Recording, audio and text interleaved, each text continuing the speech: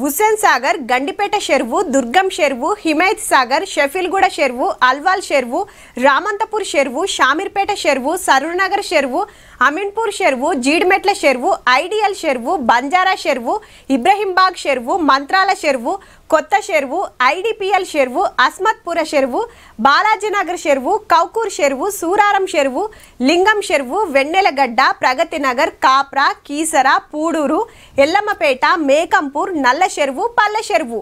ఓ ఇట్లా బొచ్చడుంటే అండ్ల కొన్ని మింగేసిండ్రు. సగం బడ కబ్జాలైనాయి. అయితే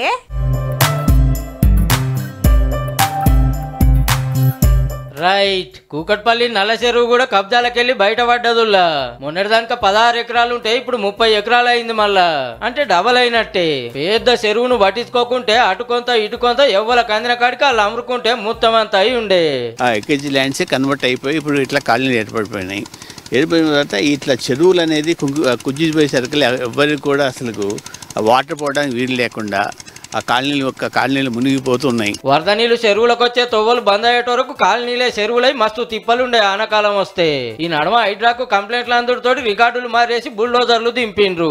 FTL లో కట్టిన షెడ్లను బీకి పడేసి మొత్తం సాఫ్ చేసి సింగారిచ్చే కార్యం పెట్టుకుందిగా.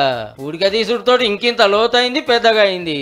దీనిలో అయితే దుర్వాసన చూడాలన్నా కూడా భయపడుతుండే. అసంటి పరిస్థితిలో ఇప్పుడు ఇదైతే హైడ్రా ఏదైతే చేసిరో ఇదంతా కబ్జాకూరు నుంచి ఇడిపించుకొని ఇప్పుడు డెవలప్ చేస్తారు. ఇప్పుడు చూడండి ఈ చెరువు ఎట్లా కనబడుతుంది, మినీ ట్యాంక్ బండ్ లాగా కనబడుతుంది. ఇది ఒక చెరువు, మనం ఈత కొట్టాలనిపిస్తుంది, అంత శుభ్రంగా కనబడుతుంది. ఇది ఇటు నుంచి వెళ్ళే దారి వరకే మాకు పనికొచ్చేది.